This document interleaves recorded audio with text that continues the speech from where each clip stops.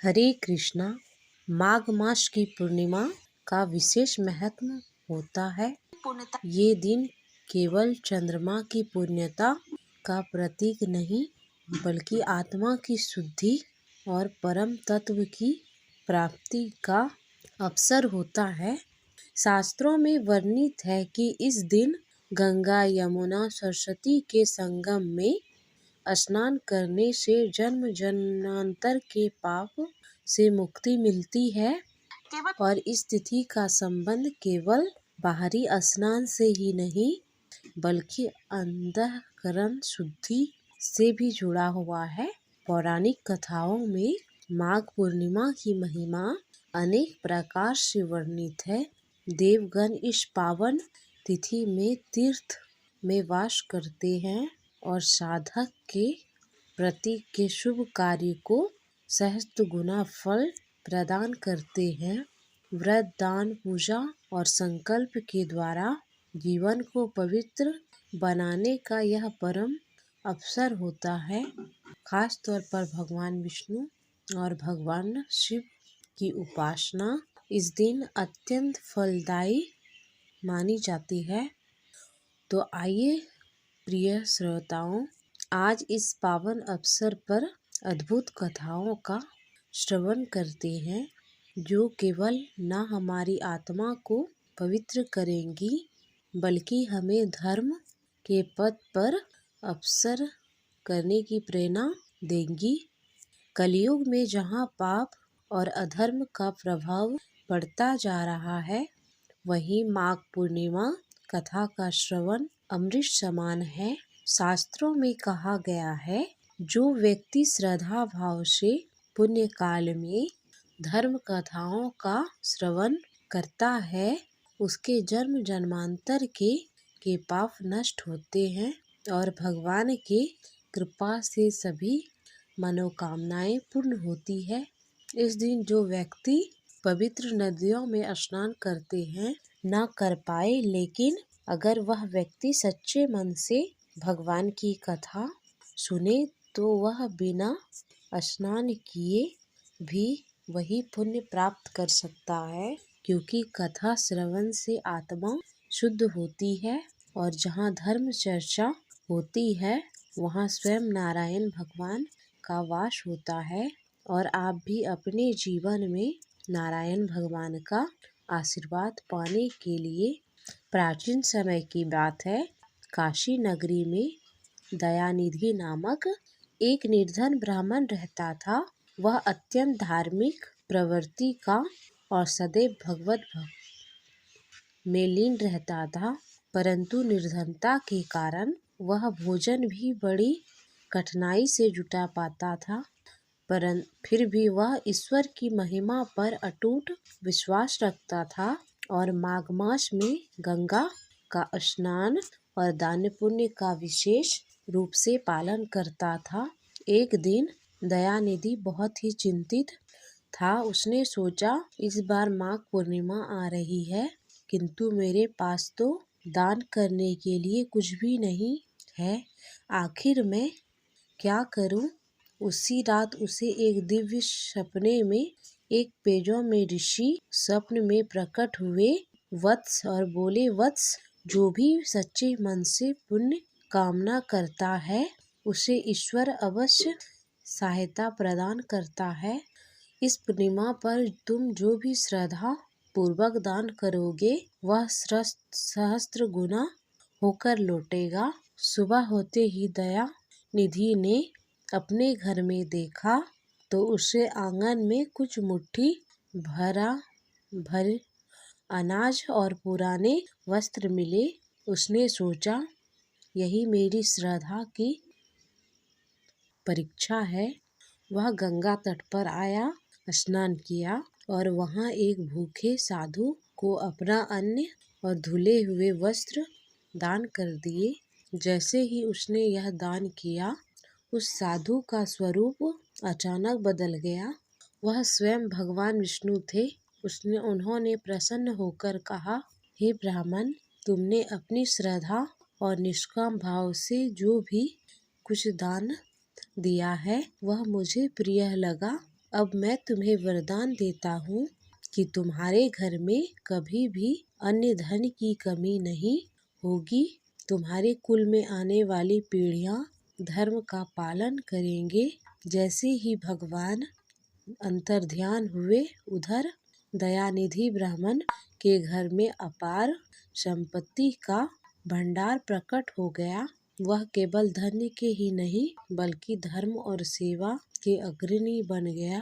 तो इस कथा से हम सभी को शिक्षा मिलती है कि माघ पूर्णिमा का स्नान दान केवल लौकिक लाभ ही नहीं बल्कि आत्मिक उन्नति प्रदान करता है। सच्चे मन से किया गया कर्म भगवान को समर्पित हो जाता है और जीवन में सुख समृद्धि लाता है। नंद गांव में चंद्रमा की शीतल किरणें चारों ओर आलोक फैला रही थी। गोकुल वासियों की आंगनों में दीपों की मृत ज्योति झिलमिला रही थी। नंद भवन में मैया यशोदा अपने गोद में नन्हे कान्हा को सुलाने का प्रयास कर रही थी, किंतु कृष्ण की चंचल आंखों में नींद ही नहीं थी। माँ, क्या तुम जानती हो कि माघ पूर्णिमा का कितना बड़ा महत्व है? श्री कृष्ण ने अपने मधुर स्वर में कहा। तब मैया यशोदा ने स्नेह भरे दृष्टि से अपने लल्ला को निहारते हुए मुस्कुराई। लल्ला, तू ही तो सब जानता है, तू ही बता इस पावन तिथि का रहस्य क्या है? तब श्री कृष्ण ने मंद ही मंद मुस्कान के साथ अपने मोहवंशी के साथ खेलते हुए कहा, यह कथा सुनने से समस्त पाप नष्ट हो जाते हैं माँ। जीवन में सुख समृद्धि आती है और अंत में परम धाम की प्राप्ति होती है। आओ मैया, मैं तुम्हें एक दिव्य कथा सुनाता हूँ जो माघ पूर्णिमा के पुण्य का प्रमाण है।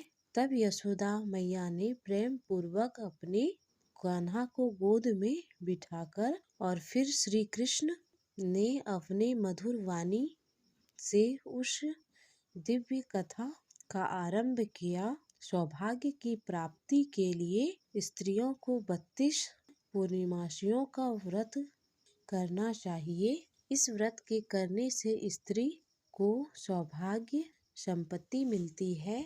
यह व्रत अचल सौभाग्य देने वाला और भगवान शिव के प्रति मनुष्य मात्र की भक्ति को बढ़ाने वाला है। तब यशोदा जी कहने लगी, हे कृष्ण, सबसे पहले इस व्रत को मृत्यु लोक पर में किसने किया था? इसके विषय में भी मुझे विस्तार पूर्वक बताओ।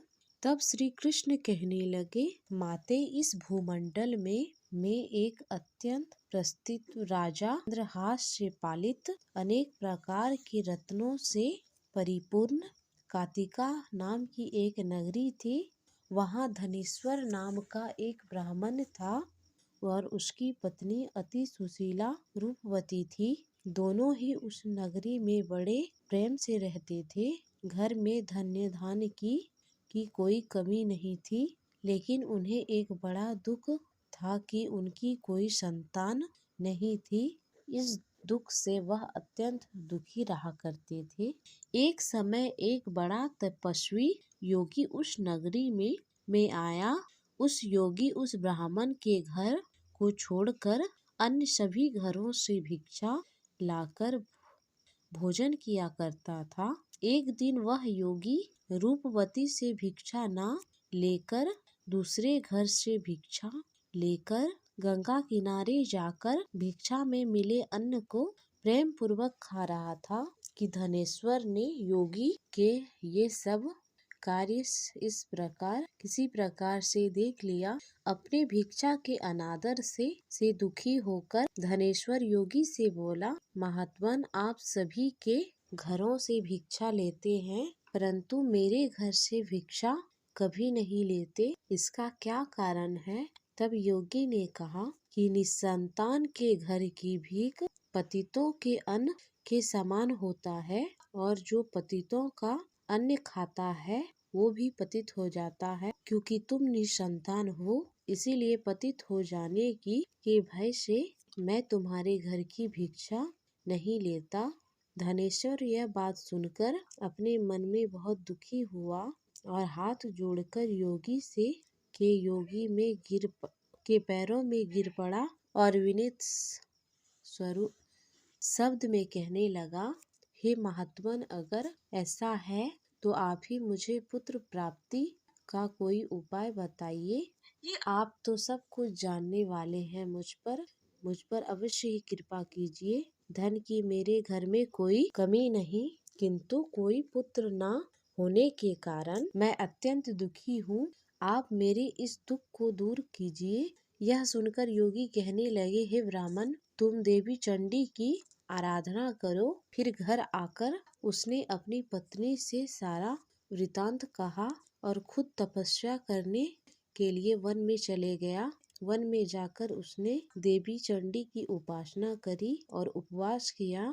चंडी देवी ने 16वें दिन उसके स्वप्न में दर्शन दिए और कहा, हे धनेश्वर, जा, तेरे पुत्र होगा, परंतु वह 16 वर्ष की आयु में ही मृत्यु को प्राप्त हो जाएगा।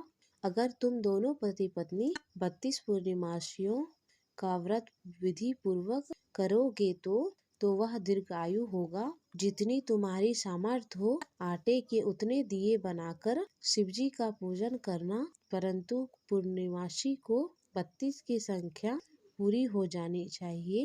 प्रातः काल होने पर इस स्थान के पास ही तुम्हें आम का एक वृक्ष दिखाई देगा।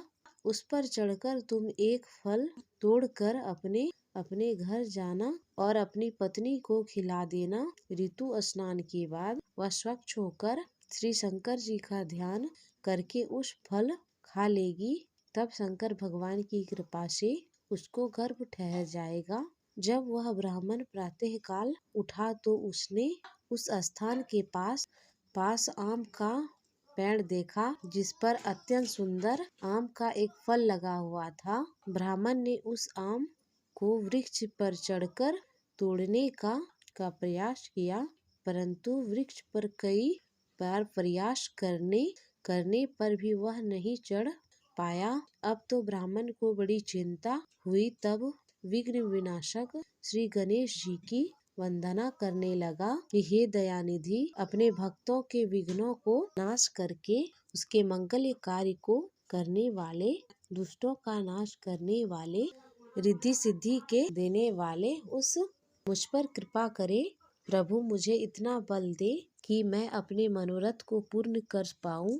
इस प्रकार सच्चे मन से गणेश भगवान की प्रार्थना करने पर भगवान की कृपा से वह वृक्ष पर चढ़ गया। वृक्ष से फल तोड़कर उसने घर आकर वह अपनी पत्नी को वह फल लाकर दिया और उसकी पत्नी ने अपने पति के कहे अनुसार उस फल को खा लिया और वह गर्भवती हो गई। देवी चंडी की असीम कृपा से उसे एक अत्यंत सुंदर पुत्र पैदा हुआ, जिसका नाम उसने देवीदास रखा। माता पिता के हर्ष और शौक के साथ वह बालक शुक्ल पक्ष की चंद्रमा की तरह अपने पिता के घर में बढ़ने लगा। देवी की कृपा से वह बालक बड़ी सुंदर, सुशील और विद्या में निपुण हो गया।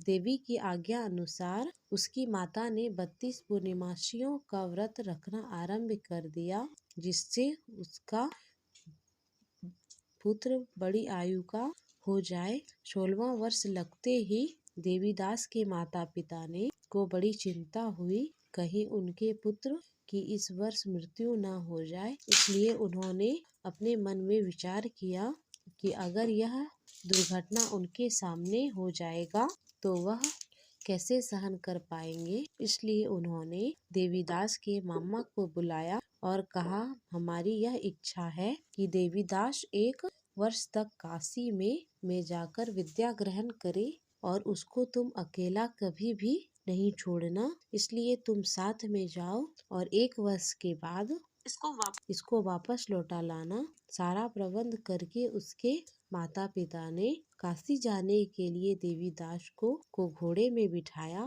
और उसके मामा को साथ कर दिया। परंतु बालक के अल्पायु की बात बालक को या फिर उसके मामा को नहीं कही। धनेश्वर ने अपनी पत्नी के साथ अपने पुत्र की मंगल कामना और दीर्घ आयु के लिए देवी भगवती की आराधना और पूर्णिमासियों का व्रत आरंभ कर दिया।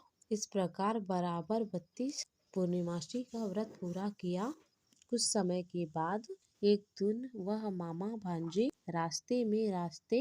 रास्ते में रात बिताने के लिए किसी ग्राम में ठहरे हुए थे। उस दिन उस गांव में एक ब्राह्मण की अत्यंत सुंदरी कन्या का विवाह होने वाला था। जिस धर्मशाला के अंदर वर और उसकी बारात ठहरी हुई थी उसी धर्मशाला में देवीदास और उसके मामा भी ठहरे हुए थे। संयोगवश कन्या तेल आदि चढ़ाकर मंडप आदि का कर्म किया गया तो लग्न के समय वर को धनुर्वात हो गया। वह हिलने और डोलने चलने में बिल्कुल असमर्थ हो गया। तब वर के पिता ने अपने परिवारजनों से परामर्श करके निश्चय किया कि यह देवीदास मेरे पुत्र के जैसा ही सुंदर है। मैं इसके साथ ही लगन करा दूं और बाद में विवाह के सारे कार्य मेरे पुत्र के साथ हो जाएंगे। ऐसा सोचकर देवीदास के से जाकर वह बोला कि तुम थोड़ी देर के लिए अपने भांजे को हमें दे दो, जिससे विवाह के लग्न का सारा काम सुचारू रूप से हो सके। तब उसका मामा ने कहने लगा, जो कुछ वर कन्यादान के समय वर को मिले वह सब हमें दे दिया जाए तो मेरा भांजा इस बारात का दूल्हा बन जाएगा। ये बात वर के पिता ने स्वीकार कर ली और तब मामा ने अपना भांजा वर बनने के लिए भेज दिया और उसके साथ विवाह के सारे कार्य संपन्न हो गए। पत्नी के साथ वह भोजन नहीं कर पाया। दुखी मन से वह सोचने लगा, ना जाने यह कैसी स्थिति होगी। वह एकांत में यही सोच पड़ा हुआ था कि उसकी आंखों में आंसू भी आ गए। तब उसकी पत्नी ने पूछा, क्या बात है, आप इतने उदासीन और दुखी क्यों हो रहे हैं? तब उसने वह सारी बात जो वर के पिता और उसके मामा में हुई थी वधू को बता दिया। तब वह वधू कहने लगी कि यह ब्रह्म विवाह के विपरीत कैसे हो सकता है। देव, ब्राह्मण और अग्नि के सामने मैंने आपको ही अपना वर बनाया है, इसलिए आप ही मेरे पति हैं। मैं आपकी ही पत्नी रहूंगी, किसी अन्य की बिल्कुल नहीं। तब देवीदास ने कहा, ऐसा मत करो, क्योंकि मेरी आयु बहुत थोड़ी है। मेरे मरने के बाद तुम्हारी क्या गति होगी, इस बात को अच्छी तरह सोच लो। परंतु वह वधू दृढ़ विचार वाली थी। जो आपकी गति होगी वही मेरा गति होगा। हे स्वामी, आप भोजन कीजिए, आप निश्चय ही भूखे होंगे। तब देवीदास और उसकी पत्नी ने मिलकर भोजन किया और रात में वह सो गए। प्रातः काल देवीदास ने 3 नगों से जड़ी हुई अंगूठी अपनी पत्नी को और रुमाल दिया और बोला, प्रिय, इसे संकेत समझकर रखो और शांत हो जाओ। मेरा स्मरण और जीवन जानने के लिए एक पुष्प वाटिका बनाओ, उसमें सुगंधि वाले एक नव उसको हर दिन जल से सींचो और आनंद के साथ खेल कूदना और उत्सव मनाना। जिस समय और जिस दिन मेरे मृत्यु का होगा, यह फूल सूख जाएंगे और जब यह हरे भरे हो जाएंगे तो समझ लेना कि मैं जीवित हूँ। यह बात निश्चय करके समझ लेना। ऐसा समझा बुझा कर वह चला गया। प्रातः काल होते ही वहाँ वर के बाजे बजने लगे। जिस समय विवाह के कार्य समाप्त हुए, वर तथा सब बाराती मंडप पर आए तो कन्या ने वर को भली भांति देखकर अपने पिता से कहा कि यह मेरा पति नहीं है। मेरा पति वही है जिसके साथ मेरा रात में विवाह हुआ था। इसके साथ तो मेरा विवाह ही नहीं हुआ। अगर यह वही है तो मुझे बताए, मैंने इसको क्या दिया और रात में हम दोनों के बीच क्या बात हुई थी। पिता अपनी पुत्री के कहे अनुसार वर को बुलाया। कन्या की सारी बातें सुनकर वह कहने लगा कि मैं कुछ नहीं जानता। इसके बाद वह लज्जित होकर अपना सा मुंह लेकर चला गया और सारी बारात भी वापस लौट गई। श्री कृष्ण आगे बोले, हे माते, इस प्रकार काशी विद्या पढ़ने चला गया। जब कुछ समय बीत गया तब काल से प्रेरित होकर एक सांप रात के समय उसको डसने के लिए वहां पर आया। उस विस्तर के प्रभाव से उसके विस्तर के चारों ओर से विष की ज्वाला से उसका विस्तर विषैला हो गया, परंतु वृद्धराज के प्रभाव से वह सांप उसे काट नहीं सका, क्योंकि पहले ही उसके माँ ने 32 पूर्णिमासी का व्रत कर रखा था। उसके बाद मध्याह्न के समय स्वयं काल वहां पर आया और उसके शरीर से उसके प्राणों को निकालने का प्रयास करने लगा, जिससे वह मूर्छित होकर धरती पर गिर पड़ा। भगवान की कृपा से उसी समय देवी पार्वती के साथ श्री शंकर वहां पर आ गए। उसको मूर्छित दशा में देखकर देवी पार्वती ने भगवान से प्रार्थना की कि हे प्रभु, इस बालक की माता ने पहले 32 पूर्णिमासी का व्रत किया था, जिसके प्रभाव से हे भगवान अब आप इसको प्राण दान दे दीजिए। देवी के कहने पर भगवान ने उस बालक को प्राण वापस दे दिया। इस व्रत के प्रभाव से काल को भी पीछे हटना पड़ा और देवी दास स्वस्थ होकर बैठ गया। उधर उसकी पत्नी काल की प्रतीक्षा किया करती थी। एक दिन उसने देखा कि उस पुष्प वाटिका में पत्र पुष्प कुछ भी नहीं रहे, सभी सूख कर नष्ट हो गए। तो उसे बड़ा आश्चर्य हुआ, परंतु कुछ ही क्षण में वह सब वाटिका पहले की तरह हरी भरी हो गई। तब वह समझ गई कि उसके पति पुनः जीवित हो गए हैं। वह देखकर वह बड़ी प्रसन्न होकर अपने पिता से कहने लगी, पिताजी, मेरे पति जीवित हैं, आप उनको ढूंढिए। जब 16वां वर्ष बीत गया तब देवीदास अपने मामा के साथ काशी से वापस अपने घर की तरफ चल दिए। उधर उसके ससुर ढूंढने के लिए घर से जाने वाला ही था कि वह दोनों मामा भांजे पर वहीं पर आ गए। उसको आया देखकर उसके ससुर बड़ी प्रसन्नता के साथ उसे अपने घर में ले गया। उस समय नगर के निवासी वहां पर इकट्ठा हो गए और फिर सब ने निश्चय किया कि अवश्य ही इस बालक के साथ इस कन्या का विवाह हुआ है। उस बालक को जब कन्या ने देखा तब पहचान गई और कहा, यह तो वही है जो संकेत करके गए थे।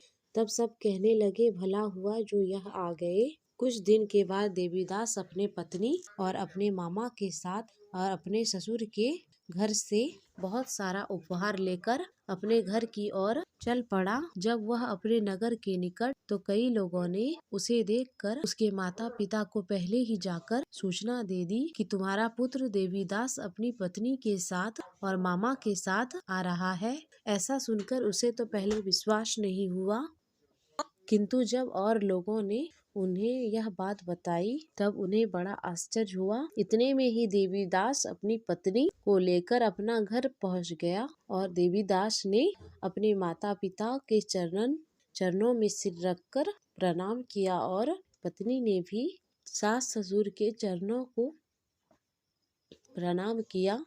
तो माता पिता ने अपने पुत्र और पुत्रवधू को अपने हृदय से लगाकर और सबकी आंखों में प्रेम के आंसू छलकने लगे। अपने पुत्र और पुत्रवधू के आने की खुशी में धनेश्वर ने बड़ा भारी उत्सव मनाया और ब्राह्मणों को भी बहुत सी दान दक्षिणा देकर प्रसन्न किया। भगवान श्री कृष्ण कहने लगे, माते, इस प्रकार धनेश्वर 32 पूर्णिमासियों का व्रत के प्रभाव से पुत्रवान हो गया। जो भी स्त्रियां इस व्रत को करती हैं वह जन्म जन्मांतर के वैधव की दुख नहीं उठाती और सदैव सौभाग्यवती रहती है। हरे कृष्णा।